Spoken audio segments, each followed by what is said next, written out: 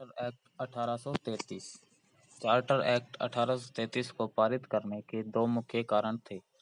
पहला, ब्रिटेन में आई औद्योगिक क्रांति के बाद से उत्पादित सामग्री की बढ़ी हुई मात्रा, जिसे खपाने के लिए भारत जैसे बड़े बाजार की आवश्यकता थी, तथा दूसरा कारण था इस औद्योगिक क्रांति हेतु कच्चे माल की बढ़ी हुई मांग। इन दोनों ही कारणों को पूरा करने के उद्देश्य से इस एक्ट को पारित किया गया। इस एक्ट ने ब्रिटिश भारत में केंद्रीकृत सरकार बनाने में महत्वपूर्ण योगदान दिया। चार्टर एक्ट को भारत सरकार अधिनियम 1833 या सेंट हेलेना अधिनियम 1833 के नाम से भी जाना जाता है।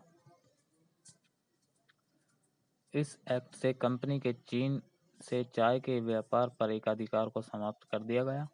भारतीय प्रदेशों तथा राज्यों पर कंपनी के अधिकारों को 20 वर्षों के लिए और बढ़ा दिया गया, किंतु यह निश्चित किया गया कि भारतीय प्रदेशों का प्रशासन अब ब्रिटिश सम्राट के नाम से किया जाएगा तथा भारत अब ब्रिटिश उपनिवेश बन गया।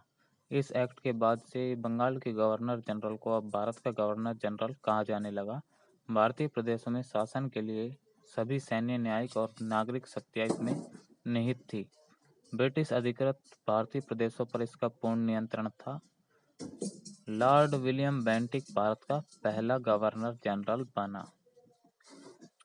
इस एक्ट के अनुसार मद्रास और बम्बई प्रेसिडेंसी के गवर्नरों की विधायी शक्तियों को समाप्त कर दिया गया। इस एक्ट से पूर्व बने कानूनों को नियामक कानून और बाद में बने कानूनों को अधिनियम या एक्ट कहा गया। चार्टर एक्ट 1833 के अनुसार भारत में ब्रिटिश सरकार का वित्तीय, विधायी तथा प्रशासनिक रूप से केंद्रीकरण करने का प्रयास किया गया। इस एक्ट के पारित होने के बाद कंपनी को प्रशासनिक निकाय बना दिया गया। इससे पूर्व कंपनी एक व्यापारिक निकाय के रूप में कार्य कर रही थी। अब अंग्रेजों को बिना अनुमति पत्र के ही भारत आने, रहने तथा भूमि खरीदने की व्यवस्था कर दी गई। बंगाल के साथ मद्रास, बम्बई तथा अन्य अधिकृत प्रदेशों को भी भारत के गवर्नर जनरल के नियंत्रण में कर दिया गया। इस एक्ट के बाद से सभी कर गवर्नर जनरल की आज्ञा से लगाए जाएंगे तथा उनका व्यय भी उसी की मर्जी से होगा। इस एक्ट के अनुसार गवर्नर जनरल की परिषद में ही भारत में कानून बना पाएगी तथा मद्रास व बम्बई की कानून बनाने की शक्ति समाप्त कर दी गई। गवर्नर जनरल की परिषदों की संख्या, जो पिट्स इंडिया एक्ट द्वारा 4 से घटाकर 3 कर दी गई थी, उसे पुनः 4 कर दिया गया। चौथे सदस्य को कानून विशेषज्ञ के रूप में बढ़ाया गया। पहला कानून विशेषज्ञ लॉर्ड मैकाले था।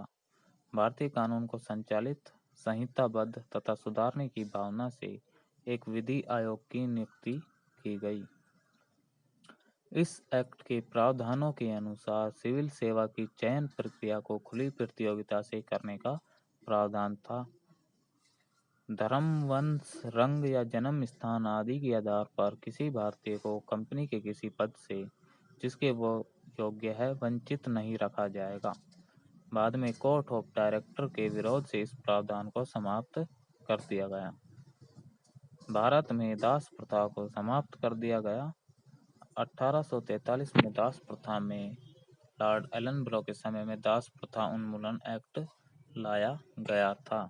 इसके बाद आया था चार्टर एक्ट 1833 कंपनी के 20 वर्ष पूरे होने के उपरांत।